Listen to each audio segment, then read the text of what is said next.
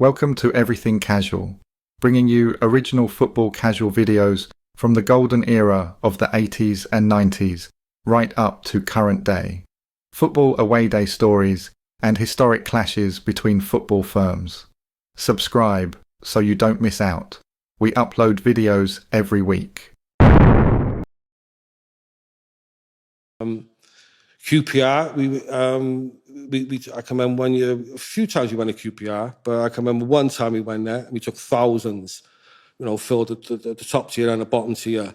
And we invaded the pitch, run up halfway down the pitch, and the police chased us back. We've always had some good encounters with QPR. They're not, I suppose they're not as big as club as your West Hams and your Chelseas, but they could pull a little firm. Yeah. We've had a few little run-ins of, QPR. That's West London, is it? That's West London. Today, we are looking at a mob that, for me, are the most underrated firm in London. We are going to listen to stories from actual members of C-Mob, and then we are going to listen to what other football lads think of QPR. Let's jump straight in. QPR's boys decided to call themselves the C-Mob and were formed in 1979. About 40 or 50 or so go-good mates went up in a coach to Preston away. This is where the name C-Mob came about, C being coach, which is how these lads travelled about. And even if it was a midweek game at some rotten old northern town, they would still go in a minibus. No one can ever say that the C-Mob were not game as fuck. They could hold their own against anyone with even numbers, and that is a fact. What I like about C-Mob is that they have never felt the need to write any books or big themselves up to anyone. They have kept everything low-key, and respect for that. I am not sure if they will have the hump with me for writing this book, but for me it is something I wanted to do as I have a passion for all things QPR. In the 1980s, everyone was trying to take each other's ends. The C-Mob tried, at various grounds, to do that, and have done successfully on numerous occasions. But admittedly, have come unstuck loads, and that is due to the fact there was probably never more than 50 of them. A funny story that one of the old regulars told me was, when they went in, Bristol Rovers, home end, one Tuesday night game. They admit they got battered, and a couple of lads had to go to and get stitched up at hospital. The old Bill took them out of the Rovers' end and escorted them round the pitch back to the away end. As they passed the dugout, our manager Terry Venables saw what had happened and said to one of the chaps, who had blood pouring out of the back of his head, "Are you okay, son?" Around that era of the early mid-80s, the C-Mob mainly drank in the Princess Victoria pub along the Uxbridge Road. A lot of the bigger firms would head there and had their hands full, to be sure. My pal says that the only time that the C-Mob didn't stand any chance of offering a good go was when they got run by the ICF all the way from near the ground back to the Princess Vic again. Chelsea usually took over our ground due to the amount they bought. That does not happen nowadays. When I get the chance to go back to watch the R's home or away, I still see a good few of the old C-Mob fellas. And of course, we are all getting older and wiser now, and staying out of trouble. I would like to give a mention to Brighton, who always seemed to show in big numbers to us in the 1990s, demonstrate their hatred towards us. They had a number of firms who were active and quite fierce, but probably never reached the heights of some of the more bigger and better known firms around at that time. I remember the exact year, but after one home game at Loftus Road, I went for a few beers in Hammersmith after the game. A load of us would always head back to the Wetherspoons The George in King Street. There was also a Belushi's right on the Broadway. After that particular game, I was sitting in Belushi's with about 10 or so of the regular faces. I was supposed to be meeting my missus over in Gunnersbury for a meal with her brother. I was already late, as I was getting right involved with the lads, as you do. We had been in there about an hour when, all of a sudden, about 3 lads, with their hoods pulled up, came to the main window beckoning us out. Well, when I saw that, it was like waving a red flag to a bull, and I was straight out of the door in pursuit of my matadors. I didn't even look back to see who had followed me. It is a fair distance to chase 3 blokes right up the Broadway to where the Hammersmith Apollo is. I thought I had done the biz and chased them off until I turned the corner to be met by about 30 very game-looking chaps. They were probably a lot younger than myself at the time, and the lad at the front had taken off his belt and came toward me swinging it like a lasso. I only then looked behind me to see that only one other of my fellow Rs had joined me in pursuit of our hooded pals. To be fair, I had to retreat sharpishly, and when I had a skin full of booze, I hated running from anyone. The odds were well against us here, so I ran backwards, so I was facing them, and I certainly didn't want a belt buckle smashed over the back of my nut. By the time I got back to Belushi's, there was the all-familiar sound of old bill sirens. They must have been alerted, or had been given the heads up that there was a firm on the large looking for it around Hammersmith. It turned out that it was a little mob of Brighton youth who had been playing up the road at Fulham. The other Rangers lot in the pub were now all outside, although being held back now by the law. The Brighton lot decided to turn back and get out of trouble. So that all ended before anything had really started. I called my other half and told her what had just happened, and that I wanted to stay out a bit longer as we were going to bump into the Brighton a bit later.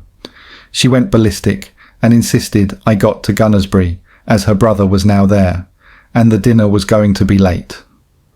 I reluctantly jumped on a District Line tube and ended up having a really good evening. I was a bit gutted as I found out the next day that QPR had found the Brighton mob down Fulham Palace Road later and gave them a good hiding. Another time when we were playing Brighton, again around the mid-late 1990s, it was one of those Tin Pot Cup games, and I am sure it was a Sunday lunchtime kick-off. I was with one of the old-school geezers that morning, and we met early and had a couple of pints up in Hammersmith before heading to the bush. As I write this book, I have had the very sad news that my old mate has passed away only yesterday. R.I.P. George, you were a diamond, and I have many great and funny moments with you at QPR and when we were out and about for a good piss-up back in the day before I got sober. Myself and George got off at Goldhawk Road Station and decided to get a quick one in the British Prince next door.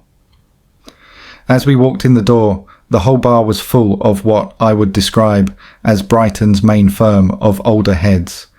To be fair, they looked a right handful. We whispered to each other that we either do one out the door and bring it on top for ourselves, or just keep calm and carry on ordering a pint at the bar. We went for the latter and got our drinks, and went and sat down, and kind of pretended we were nothing to do with the football that day. We didn't stay too long, but for sure the Brighton lads did look us over, and I think they knew we were QPR, but we kept it low-key. We went up to the Adelaide along Uxbridge Road, and there was only a handful of our lads in there. We hardly had anyone out that day, so Brighton probably said they came that day with no show from us, which is fair to be honest. I reckon they had shown that day following a massive row that occurred outside the Richmond Arms along the Shepherd's Bush Road a season or two before. Loads had been nicked for that one from both sides, and that was another one that I missed out on. This is a newspaper article, and I am unsure from which paper or the date. Organised football hooliganism reared its ugly head during a pre-arranged fight in the George pub, Hammersmith between QPR, Chelsea and Brighton fans. After an earlier planned skirmish had been successfully averted at Craven Cottage as Albion went down 2-0 to Fulham. Groups of known troublemakers appear to have set up a second punch-up, which resulted in 4 arrests. One of the arrested was charged with carrying a CS gas canister. Dozens of passers-by ran to avoid being caught up in the fight, which started at 6 p.m, just over an hour after the Fulham game ended. Detective Chief Inspector DK of Hammersmith Police was adamant that the fight which spilled onto the Broadway and then onto the road was pre-arranged. He said, "Our intelligence picked out known troublemakers from QPR and Chelsea." one of the so-called QPR fans has just been able to return to Loftus Road after a 3-year exclusion order. It certainly appears that these men weren't in the pub by chance, especially as some of them were not local. One man from Tooting and 2 from Brighton have been charged under Section 4 of the Public Order Act, while another from Putney was cautioned. Fulham director AM had warned him of a possible riot at Fulham's game. Back in the 1980s, I was a teenager and loved mixing it with the older lads, especially the C mob. There was no particular divide back then, as we all mixed together. Although West Ham and the ICF had their own youth branch, known as the Under Fives. In the late 1990s, QPR formed a youth mob. One of the lads has written the following accounts for this book and wishes to be known as DK, Saturday, 28th December 1998. Barnsley versus QPR, the birth and death of the Gap Band. At the age of 16, I was in full swing of being allowed to travel up and down the country with mates following our beloved QPR. We were very much what you say as active then, from getting numbers from other teams off the Paul Dodd website, or swapping numbers with other youth firms to arrange meets whoever we had at the weekend. We had quite a name for ourselves with other clubs, but no one really knew us at QPR. This had to change. We needed something to put us on the map with our own lot.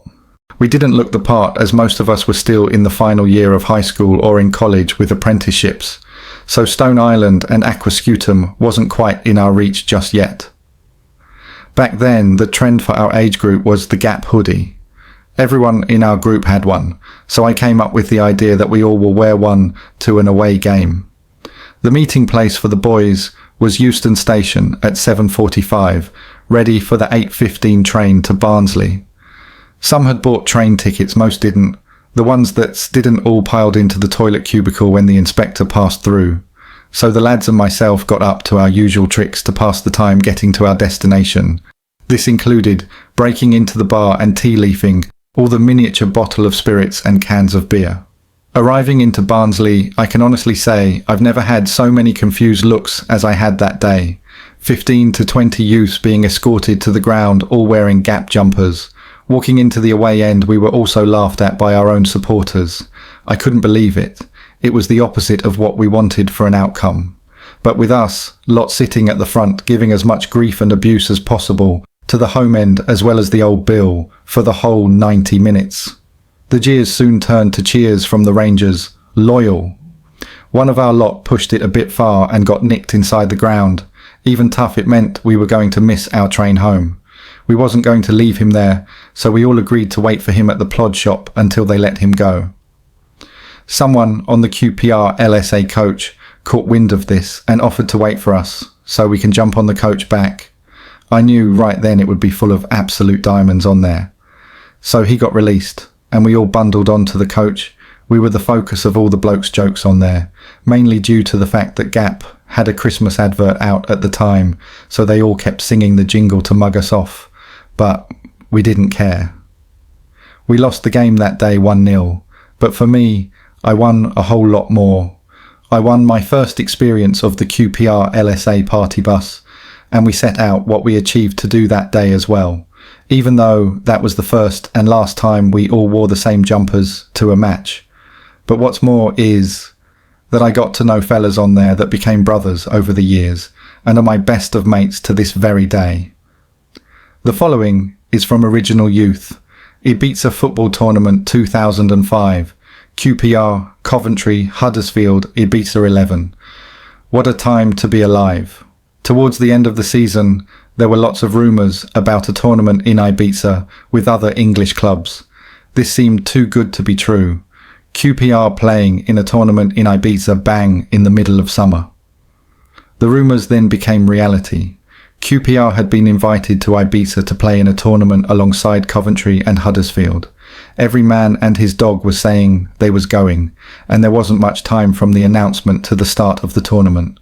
Us youth all hooked up to go with big numbers, plus a big firm of the older lads. As the weeks went by, the excitement was building for everyone.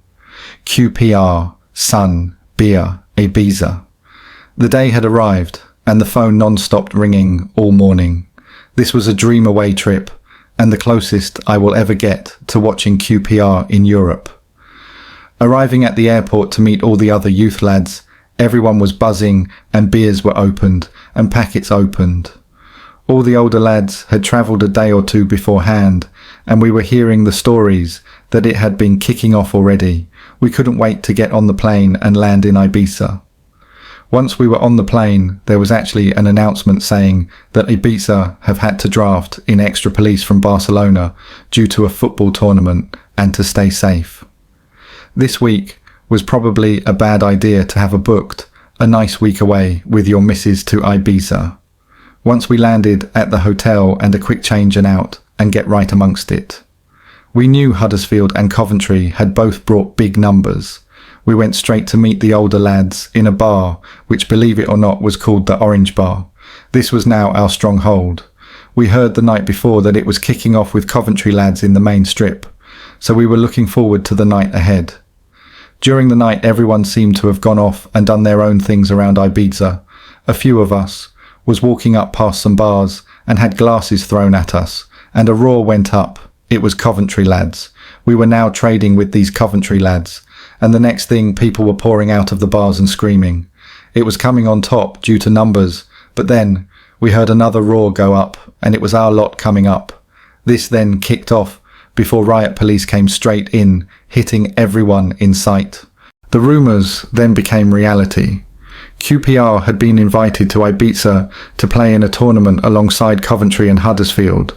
Every man and his dog was saying they was going, and there wasn't much time from the announcement to the start of the tournament. Us youth all hooked up to go with big numbers, plus a big firm of the older lads. As the weeks went by, the excitement was building for everyone.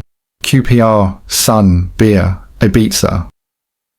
The day had arrived, and the phone non-stopped ringing all morning. This was a dream away trip, and the closest I will ever get to watching QPR in Europe. Arriving at the airport to meet all the other youth lads, everyone was buzzing and beers were opened and packets opened. All the older lads had travelled a day or two beforehand, and we were hearing the stories that it had been kicking off already. We couldn't wait to get on the plane and land in Ibiza. Once we were on the plane, there was actually an announcement saying that Ibiza have had to draft in extra police from Barcelona due to a football tournament and to stay safe. This week was probably a bad idea to have booked a nice week away with your missus to Ibiza. Once we landed at the hotel and a quick change and out and get right amongst it. We knew Huddersfield and Coventry had both brought big numbers. We went straight to meet the older lads in a bar, which, believe it or not, was called the Orange Bar. This was now our stronghold. We heard the night before that it was kicking off with Coventry lads in the main strip, so we were looking forward to the night ahead. During the night, everyone seemed to have gone off and done their own things around Ibiza. A few of us was walking up past some bars and had glasses thrown at us, and a roar went up.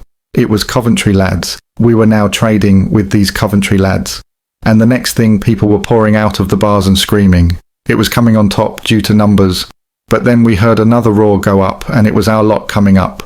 This then kicked off before riot police came straight in, hitting everyone in sight. This strip was now like a war zone, and the local bar owners were out with bats, hitting any English they could see. I got straight in a taxi back to the hotel to get away from being nicked. Now this was the first 24 hours, and we have had a riot in the middle of the strip of Ibiza, causing it to close down for the night. The next day, it seemed all our lads had some sort of trouble with Coventry or Huddersfield the night before. We had missed the game with Coventry as it was played before we had arrived in Ibiza, but we were now playing Coventry in the final in the Ibiza stadium. We all met up and walked up to the ground, about 100 of us, and we didn't see any Coventry en route walking up to the ground. This will stay with me forever. It is not. Every day you are 100+ handed, walking in an Ibiza street looking for Coventry. Once we made it into the ground, we saw Coventry lads were already in the ground in big numbers also. Now, this ground was open, so we were right next to them with no separation. There was, however, police around and a few stewards. Within a minute, a few of ours walked over to speak to the Coventry lads. Punches then started, and again, it was kicking off in the stadium. The police managed to get in between with big batons they like using on us. The game had to be stopped due to the trouble, and our manager at the time, Ian Holloway, came on the mic and was begging us to stop fighting, etc., so they could finish the game. However, we won the game 3-2, and Coventry lads were led out the ground way before us, and when we made our way out, Coventry were nowhere to be seen. We went back to the main strip. I remember being in a bar called Funky Flares, and remembered Pig Bag being played, and the gaff went mental. Again, there was trouble on the strip. At every corner you turned there were QPR flags, or you could hear QPR songs being sung. It was like Shepherd's Bush in Ibiza. I had been in Ibiza for 3 nights so far, and all those nights there had been disorder, beer and birds. What a trip so far. As the week went on, the trouble did get quieter, and we didn't need to go out mob-handed. During the day and nights everywhere was just QPR fans. It was a trip that will never happen again, and the things that people got up to is unbelievable unless you were there. Getting the whole West End strip locked down and armed police on patrol was madness. I didn't see much of Huddersfield, although Coventry had a good tidy firm and respect to them for going out there too. Now, let's hear what other proper football lads from other firms think about QPR. Many hooligans believe QPR have one of the most underrated firms in the country. They are too quickly dismissed as either a family club or even a feeder mob for nearby Chelsea. Both views are wrong, as many opposing mobs have found out to their cost, especially in more recent years. The vast White City estate, visible to anyone who has travelled into London on the A40, coupled with the long-standing gang culture of Ladbroke Grove and Notting Hill, have given the club some violent followers. With the recent gentrification of Chelsea and Fulham, QPR have increasingly been seen by local lads as their team. Today, QPR are possibly the most active firm in the capital, something that will not surprise those clubs that have fallen foul of them in recent years. The Times was reporting trouble at QPR back in 1968. By the mid-70s, pitch invasions and fighting by young fans caused the club to first raise the ticket prices for young fans and eventually to stop special fares altogether. It failed to contain trouble. In the early 1980s, QPR had a number of clashes with Crystal Palace, culminating in an FA Cup match at Loftus Road in 1982, at which serious fighting on the terraces spilled onto the pitch and saw several players attacked. Mention QPR to most seasoned hooligans, and one name crops up, that of Mark Gregory, or Gregor, as he is better known. Now 45, Gregor has been on the QPR scene for nearly 30 years, but is also known to have run with Chelsea, Millwall and Spurs. His first trip to Loftus Road was an end-of-season home game against Burnley, which erupted into violence as the visitors twice attempted to take the loft, the end frequented by QPR's hardcore. Mark is a legend at Rangers, at least among the older lads, said Darren, one of QPR's football firm. He's exploited as well known, and his reputation among other firms and even at England games has made him one of the most well-known names on the football violence scene, attracting respect and ridicule in equal measure. Norwich in particular seem obsessed with him and always ask where he is whenever our two firms meet. However, having such a high profile has worked against him, attracting a lot of police attention, and for much of the last 18 years he has been banned or even inside, so that has limited the influence he has had during his sporadic appearances. It's also made him a particular target for opposing firms, and he's received many a slap or had narrow escapes, though to be fair he's pretty irrepressible and gives as good as he gets. Wherever he's been around though, he's been in the thick of things. Lads gather round him, and he's used his network of contacts to organise trouble. I remember in 1987/88, he even used his girlfriend to try to organise a meet with Pompey after one home fixture. However, this doesn't mean he was always the top boy, and often it was in tandem with other, older faces. Nowadays, he appears every so often, but only really speaks to the older lads. I don't know if many of the youth are even aware of who he is, although he has been present at trouble involving them at Loftus Road. The first hooligan mob at QPR was the C Mob, who were active in the early 1980s. They used to go everywhere and they always stuck tight, recalled Gregor in the book Top Boys by Cass Pennant.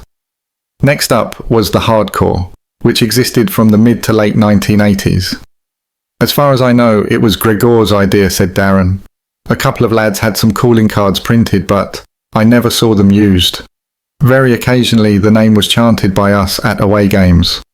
One occasion was Charlton away, which was the last game of the 1986/87 season. We had a good 150 there that day. There were some scuffles with the home firm and a long walk after the game, which ended up at Elmer's End Station, where we got the train to Victoria, and about 80 waited for Leeds to return from Brighton. Unfortunately, very few lads had taken that route, but a good drink was had opposite the station in Shakes. The mid-80s also saw regular fights with Ipswich, including a League Cup match, which included a big punch-up in the ground. But this rivalry was nothing compared to the trouble QPR regularly had with Luton Town. You were always guaranteed a warm welcome at Luton, remembered one QPR veteran who is now in his 40s. Of us boarded the tube at Shepherd's Bush. Then when we got to Paddington, some more lads joined the train, and yet more at Edgware Road. So by the time we got off at Euston Square, there were around 80 of us. We walked a short way down Euston Road, then cut away into the back streets to avoid detection by the OB. Eventually we arrived opposite St Pancras Station. Everyone hid round the corner out of sight, and a couple of lads were told to go into the station, draw out any Luton and run across the road with them in pursuit. We would then ambush them. The lads did as they were told. We waited for a little while, but nothing happened. All of a sudden people started shouting, "Come on ours, let's do it." And before I knew what was happening, everyone charged across Euston Road, up the steps and into the station's main entrance. I was toward the back, and as I ran in, I could see our lot going toe-to-toe with Luton by a platform entrance. Luton, who were well outnumbered, backed off onto the platform itself, and with nowhere to go, a vicious brawl broke out. I saw a luggage trolley used as a battering ram and dumped on someone who hit the deck, and one Luton lad was swinging a broom around, hitting anything in range. People were dropping like flies as the boots and fists went in. Later on, the police video, I saw one of our lads stab and slash a couple of Luton. I think he was arrested and put on trial for this, but got away with it. It was so intense at the front, and space was so limited, that those of us towards the back couldn't get a look in, and I just stood there watching the fighting whilst looking for an opportunity to get a punch in. It must have gone on for about a minute or two. As always, it seemed a lot longer. But our numbers told, and the Luton lads started jumping off the platform to get away. As the police turned up in numbers, everyone started to scatter, running across the tracks on both sides. I decided to run back through the gates, and was rugby tackled by a copper as I did so. I was cuffed and taken to a meat wagon waiting at the side entrance to the station. While I was in the back of the van, an old lady approached the police and out of earshot started remonstrating with them. For years I thought she was grassing me up. However, now I think she might have been saying that I hadn't actually thrown a punch, or was one of the Luton lads that had been attacked because a copper got in and asked who I supported. I had a QPR badge on my jacket, so saw no point in lying and replied QPR. He said, "Suit yourself then," and that was that. I'm sure if I'd said Luton, I would have been let off, but c'est la vie. I was taken to Kentish Town Police Station, photographed, fingerprinted, and spent 3 hours in the cellar before being let out and bailed to appear in court on the Monday morning. The St Pancras ambush incident had a debilitating effect on the QPR mob, with the arrests and subsequent prison sentences coinciding with a general downturn in hooliganism around the country. For a brief period, Nottm Forest was given to the QPR mob, but this proved to be short-lived and was to be their mob's last name. Now they are simply QPR. 4 turnouts were few and far between, and the numbers much reduced, recalled Darren, so the name Nottm Forest was pretty apt. I think it sprung up amongst the lads who were frequenting Chelsea games at the time with Greggs, and may have been an attempt to create some kind of small elite who all knew each other, because at this time there were lots of snouts and incidents of undercover OB infiltrating mobs. Shortly before the St Pancras fight, QPR fought Nottm Forest in a park close to the ground. Both sides numbered between 150 to 200, and incredibly someone was able to shut the park gates, trapping in both mobs.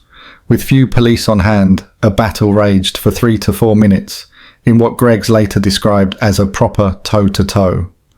There was further trouble at St Pancras Station after the game, as Darren, who was then new to the QPR mob, remembered. At this stage I was just tagging along on my own and didn't really know anyone in our firm, as all my other football-going mates were Chelsea, Watford or Arsenal.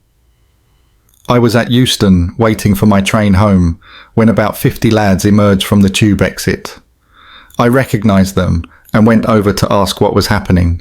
He said that they were looking for other firms, and as none were at Euston, were going to try their luck at St Pancras with Forest again, so I decided to tag along. As we walked down Euston Road to St Pancras, some of the lads up the front spotted some Forest and ran to confront them. The Forest lads, about 6 of them, sprinted for the safety of the station. When the bulk of us arrived there, the OB were outside and prevented us from entering the station. Likewise, though, they were holding back a huge Forest mob, which well outnumbered us. I later heard Forest had 300 boys down that day. I'm not sure if that was the case, but it was an impressive firm nonetheless. There was one Forest lad, however, who had slipped the escort and was mouthing off big time. A copper grabbed him and said, "Who are you?" To which he replied, "Forest." But some of our lads were shouting, "He's Rangers, let him go, he's with us." I could see the lad shitting bricks, as it was obvious what would happen if he was passed over to our side. Anyway, his protest worked, and he was shoved back into the station. We were then told to fuck off, or you're all getting nicked, which incidentally kept repeating. Just as we made our way back up the road, a strange incident occurred. A tasty-looking group, about 30 strong, ran from the bar over the road, then called Drummond's, now the Euston Flyer, and confronted us with a couple of glasses thrown, shouting, Who are ya?" "We're Rangers, QPR," came the response, and I prepared for a battle. All of a sudden, the oncoming lad stopped. "We're Arsenal," a lad said. "We've got no quarrel with you. We're here to have a pop at Forest." Our main lad explained that was why we were there too. Some lads from both mobs had recognised each other. Then there were a few pleasantries exchanged, and that was that. Both firms went their separate ways. The relationship between QPR and Arsenal was not always so friendly. For many years there was mutual antagonism stemming from Friday nights at the Lyceum in London. Gregor would be up there with a small team from Ladbroke Grove and Notting Hill, and a small altercation led to a long-running feud, which soon spread to matches. At one time, recalled Gregor in the book Top Boys, we had about 400 waiting for them to get off, and it was like we was all going to the Falklands. We had everything you would think of, and they didn't come that way. But give them their due, they did get off after the game. About 300 to 400, and it went through the market, and there must have been about 700 people just having it in the market stalls.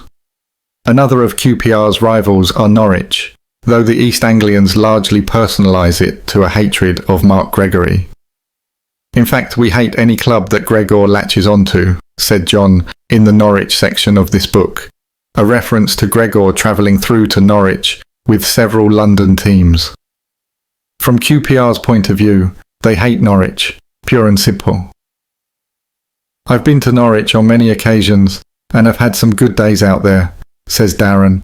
"Nearly every time we've played them at Carrow Road, they have had a good turnout, and I've got a lot of respect for them. In turn, we've taken some of our best away firms to Norwich." One year that stands out is 1988/89. Our firm met at Liverpool Street and boarded the train about 10 o'clock. After we arrived in Norwich, we made our way to a pub near the castle about 60 strong and waited for other lads to join us. After about an hour, the pub was heaving and we were up to 100. All of a sudden, there was a commotion in the street. Looking out the window, I could see a small group of Norwich, probably 10 or so, bouncing across the street at the few Rangers who were outside. In particular, I remember a black lad wearing dungarees, which were briefly fashionable then. They were in the usual come on pose, with hands spread wide, and were making lots of noise. Gregor went out of the pub to have a word with them. One of the Norwich lads had got a road cone from somewhere and threw it towards him. They had underestimated how many Rangers were inside, and the pub emptied with a roar. Everyone charged outside, lobbing glasses and other items in their direction. There were a few punches exchanged, but the outnumbered Norwich soon beat a hasty retreat. This attracted the attention of the old Bill, who arrived and stood guard outside the pub. On the way to the ground, we had a police escort. There were a few more standoffs and minor scuffles back and forth as Norwich firm appeared and disappeared at various points along the way. The game ended in the usual 1-0 victory for the home team, and everyone gathered at the back of the away end for the walk to the station. Now we were all together. Our firm probably numbered around 120 to 150. As we headed back into town along the River Wensum, the main Norwich mob appeared, equal numbers at least, and went on the attack. The road was also full of normal supporters. The situation was confused, and this helped the two mobs while the police struggled to identify who was who. At first, Rangers were taken a bit by surprise and backed off, and a little bit of panic ensued. Then came the familiar "Stand, stand Rangers" cries. We regrouped and charged back in. Plenty of action was now going on, and Norwich were thrown back. The OB now restored some order to separate the two groups, but with everyone strung out along the road, fighting broke out at the front as Rangers chased some Norwich in the direction of town. As the police ran to deal with this, Norwich came at us again. Good blows were landed on both sides, and I remember an amusing incident with a Norwich lad getting a proper hard kick up the bum. Eventually, OB managed to intervene, and for the rest of the journey, the two firms walked parallel down the road as they tried to break police lines. As we reached the station, a large car park gave more space to manoeuvre, and once more the police found themselves rushing around to deal with fights breaking out among the parked cars. Police numbers increased, and Rangers were forced into the station, where they were prevented from going back out as the Norwich mob were dispersed. Some who had slipped the escort came into the station in dribs and drabs, with tales of more fighting. In my own opinion, Rangers just shaded it, the exchanges, but Norwich were very game. The late 80s was an active period for hooligans at QPR, with feuds with Norwich, Luton, Charlton, Southampton and Oxford. Games against each of these teams brought out big numbers, including mobs of over 200 to Norwich on at least 2 occasions, with the same turning out for matches at Oxford, Luton and Spurs. 150 boys travelled up to Blackpool for an FA Cup game in 1990, and a similar number turned out for another cup tie at Southampton in 1992. Between 1986 and 1989, QPR clashed several times with Charlton.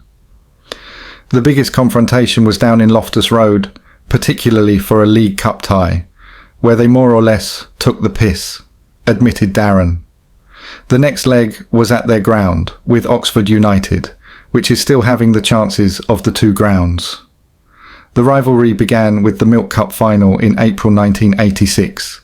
QPR had defeated Norwich, Chelsea and Liverpool to reach the final, and were widely tipped as favourites. On the day the team froze and were thrashed 3-0 in one of the worst performances seen in a major final at Wembley. That day, QPR had a huge turnout of boys. I've heard figures of 600 plus, and the odds being swelled by lads from Ladbroke Grove, Notting Hill and some areas of London who weren't dyed in the wool QPR fans, but would turn out for big occasions such as this. It's also fair to say there were plenty of lads from areas such as Chelsea who had QPR mates, but their numbers should not be overstated. At the same time, Oxford had one of their best firms ever, with groups from towns across the county of Oxfordshire and even Bucks showing up to boost their numbers to around 300. I've heard from an Oxford lad with whom I became good friends that they were very impressed and even a little overwhelmed by Rangers' firm that day, but in the event the only incident of note was at Wembley Park tube station, which seems to have been pretty even, though both sides claimed a result. This set the scene for the next 2 seasons. Both away fixtures attracted large firms from QPR, the biggest I have personally seen at an away game, 200 to 300 strong. With the famous long walk from United's Headington Ground to Oxford Station, there were ample locations for attacks from the home fans, and it was a battle all the way, with Oxford's South Midlands hit squad taking full advantage of this. Both clubs had victories and defeats. On one occasion, a group of us came unstuck not far into the walk back to the station, and fighting among the busy traffic resulted in us scattering, with some taking shelter on local buses to avoid being picked off. All this time, further incidents were occurring up and down the London road with an ebb and flow of fighting. By the same token, I remember Rangers clearing the road behind the away end of Oxford's firm, running them back toward the city centre, where they regrouped and resumed the fray only to be backed off again. The fixtures at Loftus Road were less eventful, however, in the 1987/88 season, with the fixture on a Christmas bank holiday Monday. Oxford brought a very respectable firm through and acquitted themselves very well in skirmishes along Uxbridge Road. I remember the contents of a skip being found in a side road and put to good use. Thank you for taking the time to watch this video. If you subscribe, you will be notified when we release a new video. It could be your firm we make a video about next, so don't miss out and hit the subscribe button. You can find me on Facebook or email me if you have a good story to tell. See you next time.